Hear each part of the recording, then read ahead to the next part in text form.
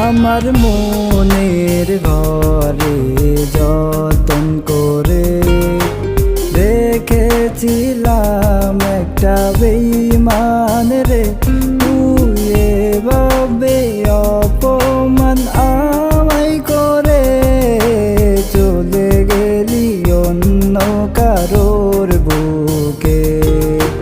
জানি তোর এখন আমায় ভালো লাগে না, তুই কার প্রেমে পড়ে আমায় দিলি বেদনা।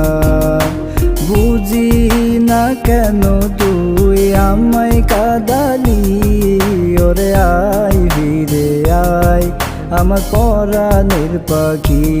ওরে কানে ধরেছি আমি আর পীড়িত করব না, পীড়িত কইরা পাই